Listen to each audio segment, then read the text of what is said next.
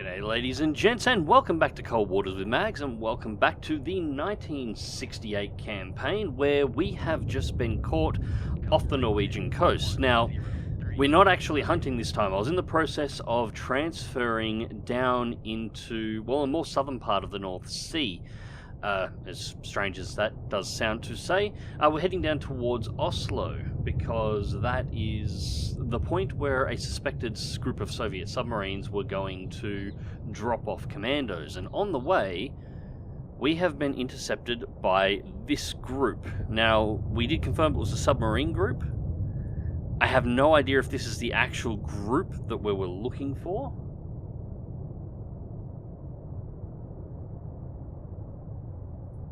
That looks like a November. Is classified as submerged submarine.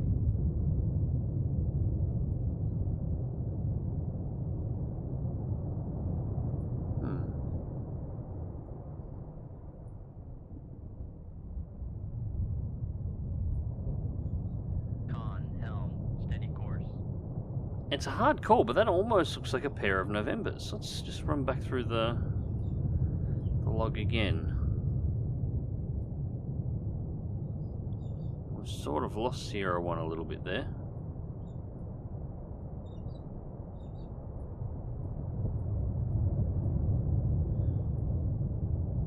I'm going to designate it as a November just for the moment.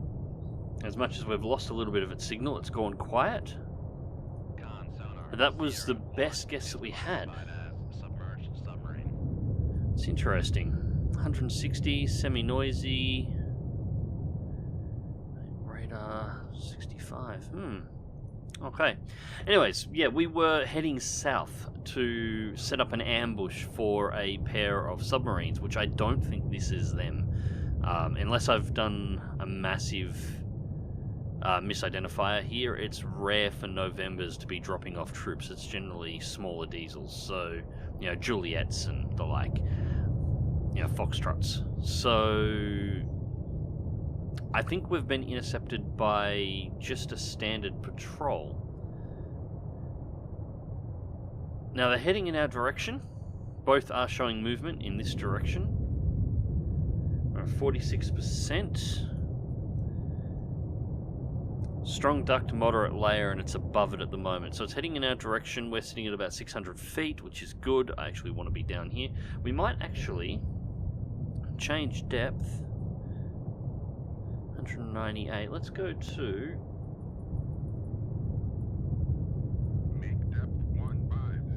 set 150 and just quietly poke ourselves into the duct and see whether or not we can actually get a better signal on these guys and get some idea on exactly what they are. But yeah, we were transiting down south and we got caught at maximum speed, so we were 20 knots entering the area. So there's no way known that they don't know we're here. We're not sneaking up on them at all. We've gone quiet, we've gone into silent running at this point. But yeah, they know we're here. That was a sudden jump. It's because it's turning away from us. 62 and it's now heading north. Let's adjust course. Come left to 072 helm I.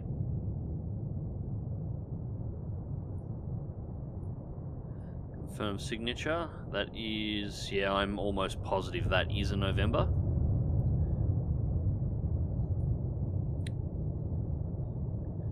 Torpedoes are pretty good to run at the moment. Also, apologies, you're probably going to get a little bit of background noise here today. It has been a sweltering hot day once again, as you would expect from an Aussie summer, but we've just had a summer rainstorm run through that's just taken the edge off the heat. Everything smells like that beautiful, wet, fresh rain on a hot day smell at the moment, which is fantastic. So I've got all the windows cracked right open at the moment, so you're probably going to hear birds and possibly a little bit more rain and stuff going on outside at the moment, and quite frankly deal with it because this is beautiful out here at the moment. Con sonar contact 007 con helm steady course.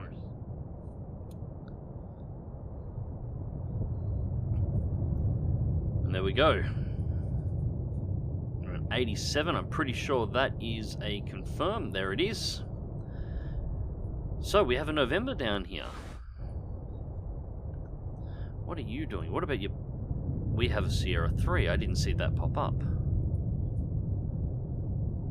Sierra 3. It's not a Foxtrot.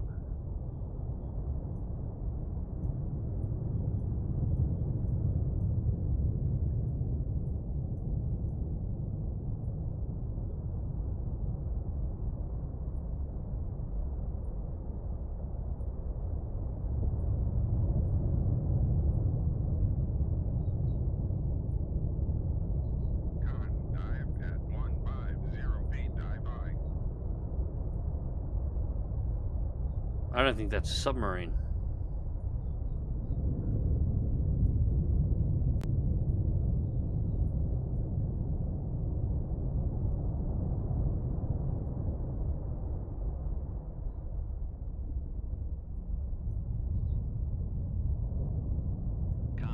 It's a trawler. Okay. So just a trawler in the area, nothing important. Alright, so we got range. We're currently 5.5 kiloyards from the November, which is a good range for a shot. Second November's a little bit further out. Top speed November. 26 knots. Pardon me for just 1 second.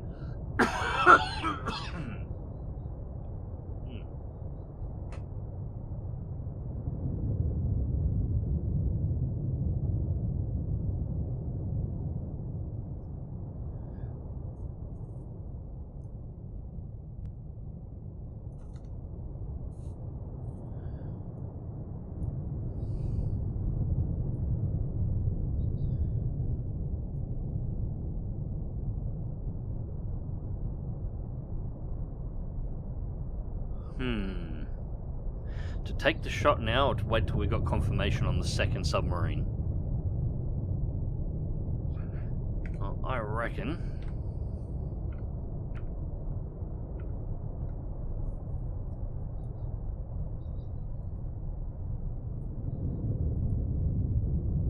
Yeah, 5.6, and it's doing 10 knots at the moment. I think we're going to have to take the shot. We're going to have to take the risk. So, torpedo tube 1, holding 5 knots. Actually, no, hold that. Still above. Let's change depth. Let's go to 250 feet, bring ourselves out of the duct and underneath the layer. We'll fire the torpedo from underneath the layer and then bring it up into the layer to start hunting down our November.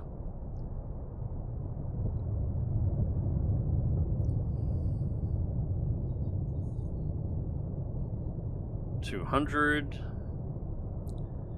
We'll be completely below the layer. Yep, we've lost the trawler now because we're out of the layer. That's okay. We're out of the duct. And there's 30. That's good enough for me. Alright, torpedo tube 1. Torpedo away.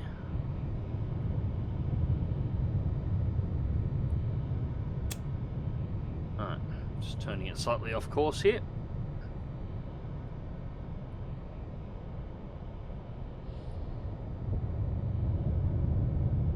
It was brought up in my comment section on the last Cold Waters video as well, and I explained it there, but it's probably worth explaining it here as well, just somewhere where people are obviously going to see it better than trolling the comment sections for answers.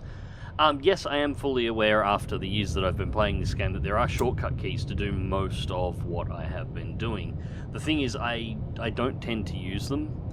If I use a shortcut key on the keyboard to, say, activate a torpedo, you don't see that. You only see what I do here on the screen. So I tend to not use the shortcuts. I tend to, even if it's a little bit less efficient, do an activation by setting the waypoint to a position where it'll activate. So you actually see what it is that I'm doing while I'm playing.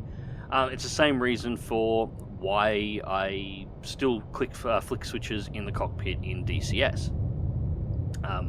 Flicking switches in the cockpit in DCS is of course cool, but I've got controllers here where I've probably got 2 keyboards worth of buttons plugged into the computer at any given time that I can use, half of them on my HoTaS, that I can bind to just about every system on the aircraft. But I tend to still flick the switches inside of the cockpits most of the time, even if I do have switches bound. Like, you'll often see me actually hit the gear lever inside of the cockpit on the F-18, even though, right down here next to me, you might be able to hear this. That big switch clicking sound there, that's my gear lever on my HoTaS. I'll still flick the switch inside of the cockpit though, so you actually see what I'm doing rather than me hitting the switch.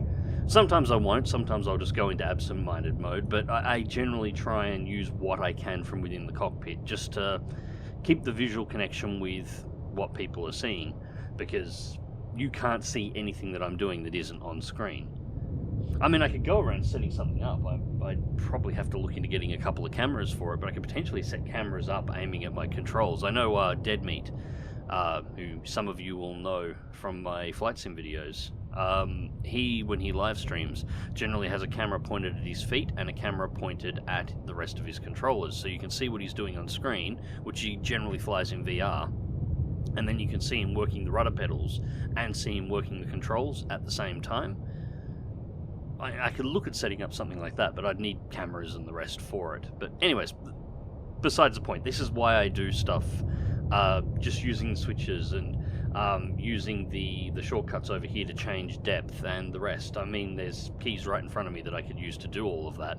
And I will use them in emergencies because they are more efficient. So if I do need to dodge some torpedoes or something, I'll break out the keyboard shortcuts because it's faster. But the general rule of the thumb is I will avoid doing that simply because you can't see it.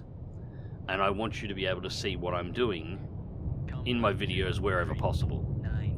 I mean, it's not possible with every game, but in this one it most certainly is. It's entirely possible to play the entirety of Cold Waters without actually ever using a keyboard shortcut.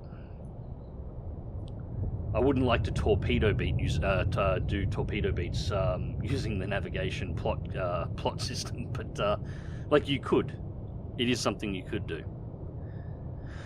Alright, so we've still got nothing on the 2nd November, and the 1st November is def to the rear. Actually, we should probably turn that one over a little bit more, because if we can, what we might be able to do is slip this one in underneath the layer, and get it right into the baffles as it's going north. Now let's have a look at the signature of 2.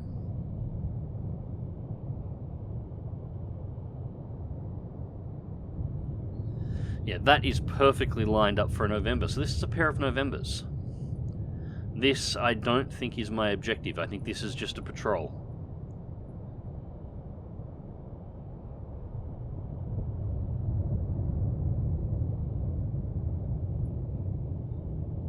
Might have to do a little bit of time acceleration here, actually, just to get things moving along. Steady course. Alright. Con sonar Sierra 3 is cavitating. Sierra 3 is cavitating.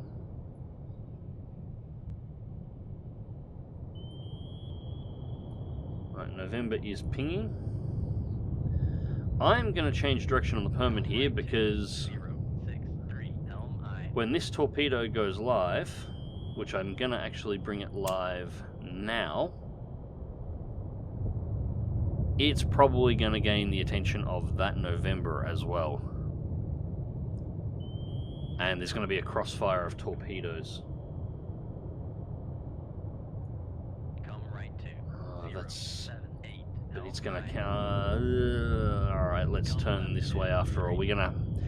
Yeah, that November's going to counterfire down this torpedo's line. This November's going to counterfire or crossfire across this line, and I want to keep my submarine out of the way.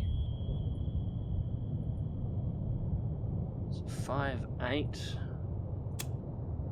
Alright, so that torpedo here is about to activate.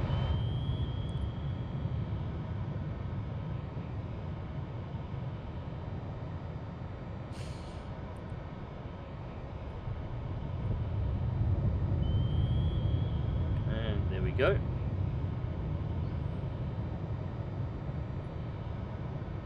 So, with the torpedo activated, its speed's going to increase, so it can start closing the gap more quickly, and it makes more noise as a result. So I'm still going to keep it below the thermal layer at this point.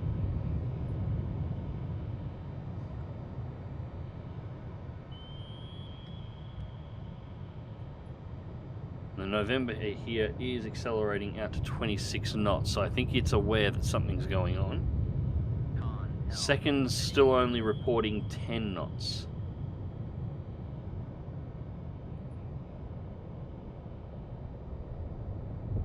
It's gone fully to flank. Yeah, Sierra 2, I'm pretty sure, is aware that it's under attack.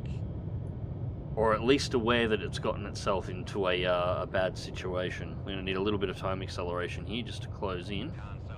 There we go, noisemaker's out. It knows there's a torpedo there now. So no point in messing around anymore. Let's change depth.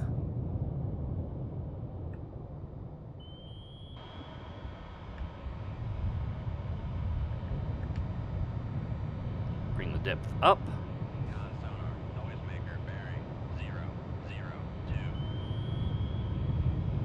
Alright, so that's good enough. Now I'm doing that deliberately because I want that torpedo to be heard, because I want this November to react to this torpedo and not be looking down here. If it can, I'd like it to actually fire some torpedoes up this way, because that'll give this November a bit of a nightmare to deal with. It heard that. It's only, I suppose it's only 81 decibels in the water, so it's relatively quiet. It heard this torpedo coming in from a real long way out.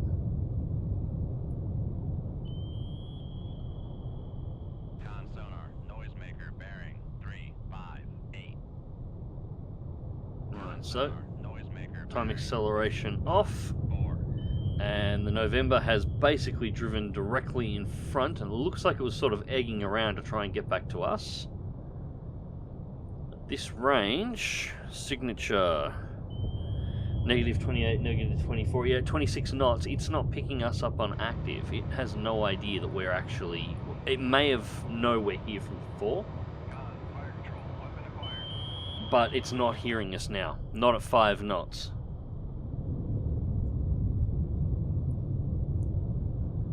Alright, so the November is maneuvering. Or attempting to, at least.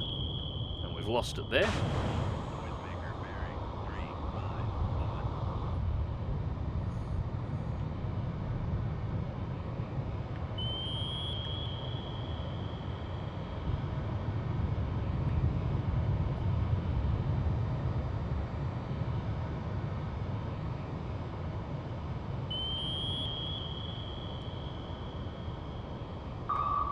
Go. Torpedo reacquired on November.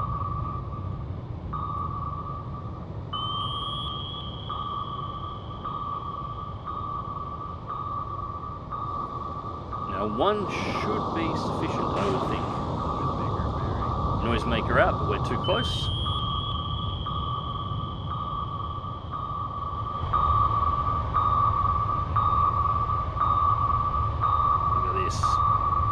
Not going to matter. There's the contact.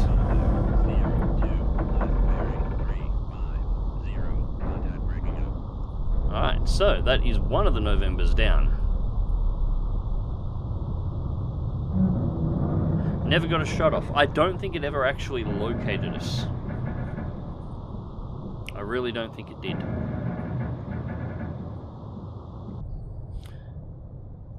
Alright, so what about our second November? It's appearing, let's change direction here, and reload tube 1.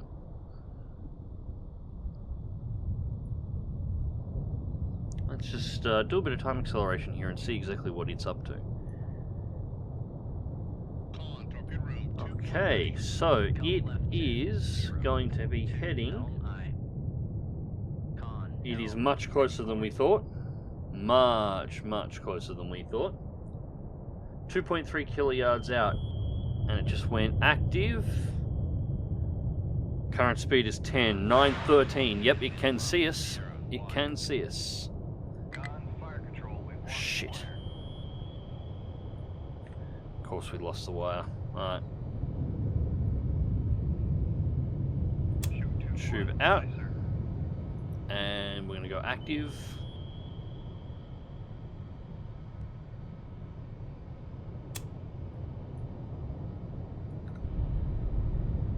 It's already diving away.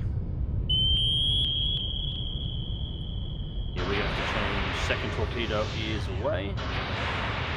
Alright, so back to what I was saying before about using the controls. Now is the point that I would actually use them. So full down on the ballast, full down on the planes. Torpedo 1 is away, and we've just lost the wire on that one too. Doesn't matter.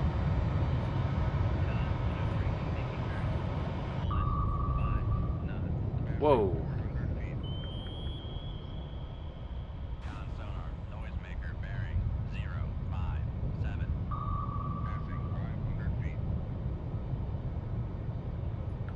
Maximum speed.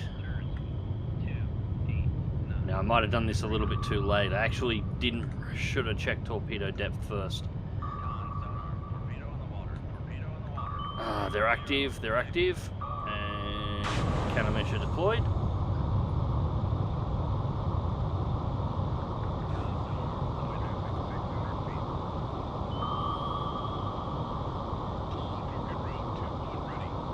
Alright, so the first one definitely activated. The second ones may have been a little bit... Yeah, right, we've gotten past the second one. Only the first one we got to worry about, which can still come back at us.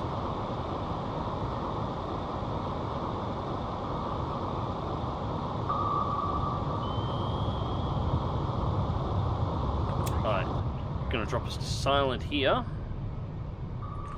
Why are we running surface runners? And... nope.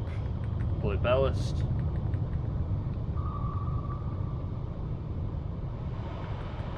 Go for the surface. And turn back around and pick this back up. I want to be careful here that we do not cross over our own Mark 38, because that one is about to go active as well, and it will start actively seeking a target. We have no wires here, so it can absolutely go active on our own submarine.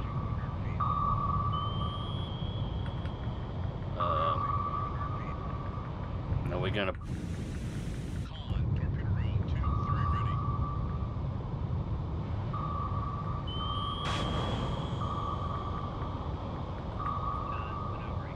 I'm hoping...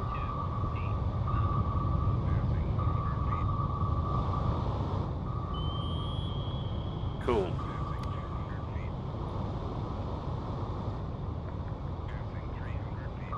Now let's turn and spiral as tight as we can. Yeah, looks like our loose torp has acquired the November. And what I'm hoping here is the torpedo from the November itself will rotate back around and also acquire the November. At the very least, we should be well out of its cone at this depth. Alright.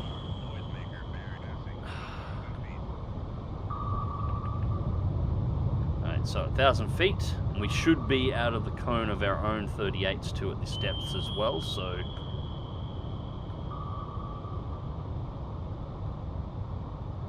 that shouldn't be a problem.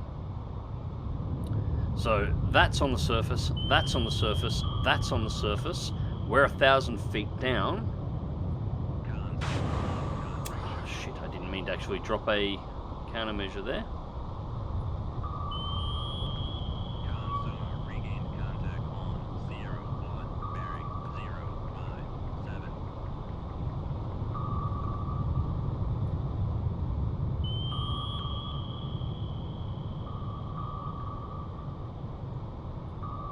Alright, so we are back to silent. And it does appear that the Soviet torpedo has actually acquired the November. And it looks like our torpedoes have been well and truly defeated.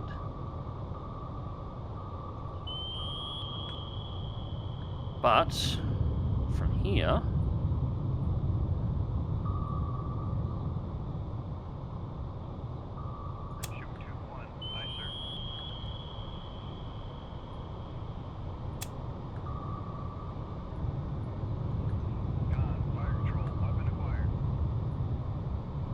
Sneaky, sneaky, sneaky. John, sonar, torpedo in the water, torpedo in the water, bearing 350. Yeah, it's alright, that's not a new torpedo.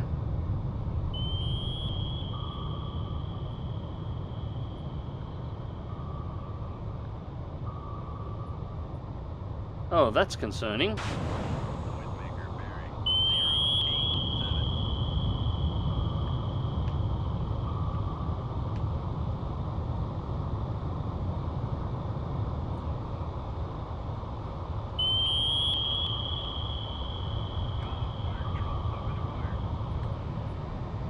Yep, that is really concerning.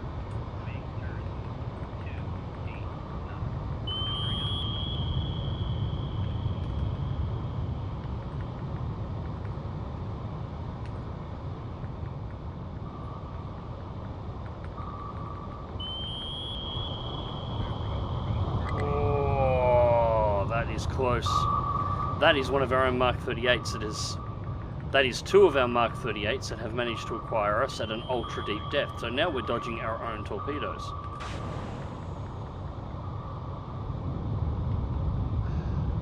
And we're starting to approach 1300. Yeah, time to... let's just go to the surface now.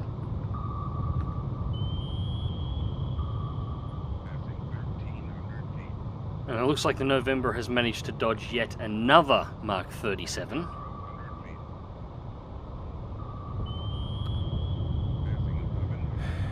It's kind of frustrating, but it might come back around. And we're still being tracked.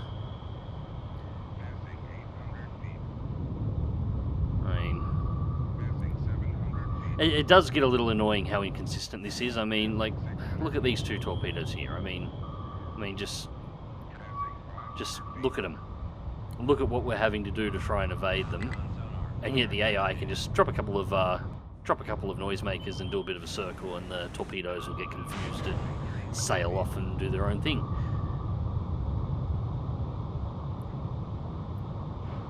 I know it's a function of the difficulty level change, but you know, I'd like to see in a future Cold Waters, or a future game of this type. There needs to be more games like this. I want to make that clear. I want to see more games like this, more simplistic, easy to get into submarine simulations. Subsim is fantastic, and I think we're going to get underneath that one. It's going to be, yeah, we should be okay. We should be okay. Like, the subsim genre is fantastic, but it can be really heavy to get into. And I think there needs to be more games like this one that are lighter and easier to get into, and can be just a bit of fun. And I'd love to see more of those, but I would love to see a difficulty level that is actually created not by essentially letting the AI cheat at higher difficulty levels, but instead a difficulty level that's actually created by simply making the AI more intelligent and a bigger thing to play against. And it looks like we may have finally got the November. Boom! Yes, we got the November. Excellent. Alright, so it looks like we've managed to lose our own torps as well, so... yeah, I think exiting north is probably going to be our best bet here. We'll drop some... we'll go a bit deeper, and I think we'll exit out north. There's that many weapons in the water at the moment. We're going to have to sail for about the next 5 to probably 10 minutes under fast travel to get far enough away from them that we'll actually be able to disengage and exit the battle zone. But yeah, it's well known at this point. The AI its difficulty level is essentially controlled via allowing the AI access to information that it shouldn't have, or abilities that the player doesn't have access to, rather than making a more intelligent AI, which can be challenging. I mean, you are essentially playing against something with cheats. That's alright, it's turning back the other way, so that one's not tracking me. You are playing against something that essentially has cheats, and still managing to take them out, which is pretty cool, but I would like to see a future game like this one that carries a far more intelligent AI, that slowly gets more and more tactical and starts to use the advantages of their submarine to higher and higher levels, and have essentially making it more difficult to compete against because the AI is playing more and more like a player well versed in the game. I would really like to see that. I'd really like to see another game like this. Whether it's, as I said, whether or not it's Killerfish that makes it or somebody else that makes it, I want to see another Cold Water style game. I'd love to see the graphics upped a little bit more and cleaned up. I'd love to see a little bit more simulation on the inside, but this kind of a control setup, a light simulation, something that's easy to get people into the sub-sim genre, because it's sort of one of the biggest problems with the sub-sim genre. Actually sort of has a very similar problem to the air combat genre, where the barrier to entry can be quite high, or at least appear to be quite high. I'd actually argue full-on sub-sims are more complicated and more difficult than full-on aviation air combat simulations. And I would definitely like to see more sub-sims in general, and I'd like to see some more at this level. Anyways, that's me going off on a bit of a tangent there. We'll fast forward through to the results. Okay, so 2 Novembers sunk. We've got 6 Mark 16s and 10 Mark 37s remaining, and as I suspected, this was not my mission objective, so we still have to head ourselves down south in order to be able to find and locate the actual submarines containing these troops and take them out of the equation to, stop the Special Forces landing force, as it were.